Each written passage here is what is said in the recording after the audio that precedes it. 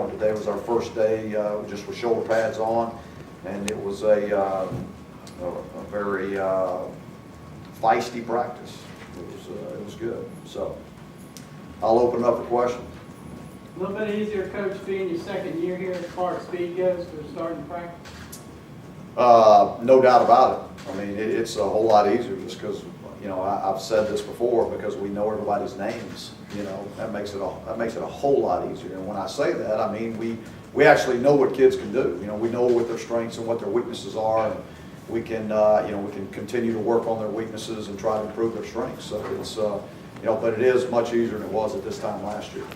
Gio leaving, big hole in the backfield. How you guys look as far as filling that? It's actually a little hole in the backfield, but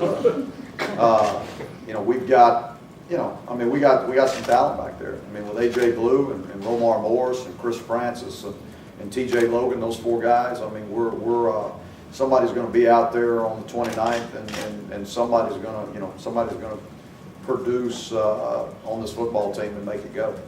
Was it a different atmosphere this year with the kids, knowing you guys can have a postseason? Have you noticed anything? You know what, we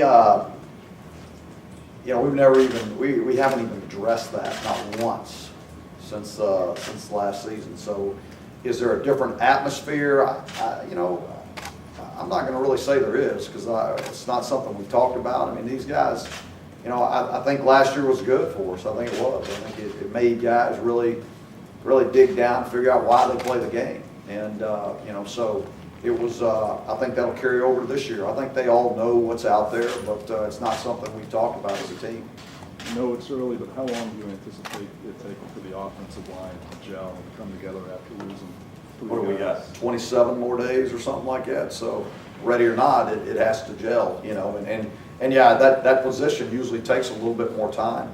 And there a lot's talked about, but you think about it. You got Hurst and Bodine and Landon Turner, who've all played significant reps as starters. And so we're really breaking in the right tackle and the left guard spots right now. And so, but it's still going to take some time for it to gel. And so Coach Cap's got his work cut out for him. I mean, putting those guys is, what it may limit us in this camp is we may not move guys around as much. Which would enable them to gel a little bit quicker because they're playing in the same position. But at the same time, that doesn't always help you as far as if something happens to somebody and you need to move somebody over and insert somebody.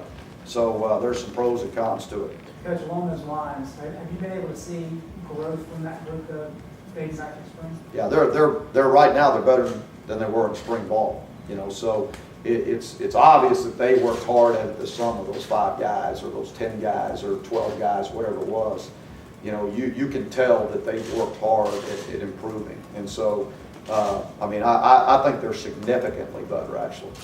Now, we hadn't put full pads on yet either. So, are there any of the true freshmen that even in the first 3 days it just stood out and you're like, wow, these guys can play? There's actually, and again, I know. Everybody wants to know what true freshmen are going to help, and if you think about this, you've heard this before. Everybody looks good in shorts. They all look good in shorts, and there's a lot of adrenaline pumping right now for especially those young guys, and so they're flying around and they're you'll see some flashes here and there, but there's a lot of mistakes being made.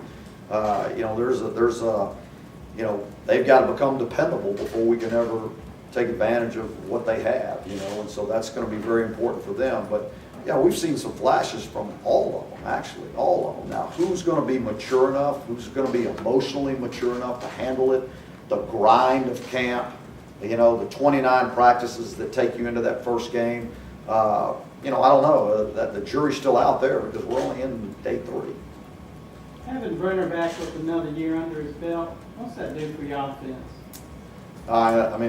That would probably be the biggest piece of the puzzle right there. Is that Brent's going into his second year full year in the offense. He's comfortable. He understands it. He has really matured.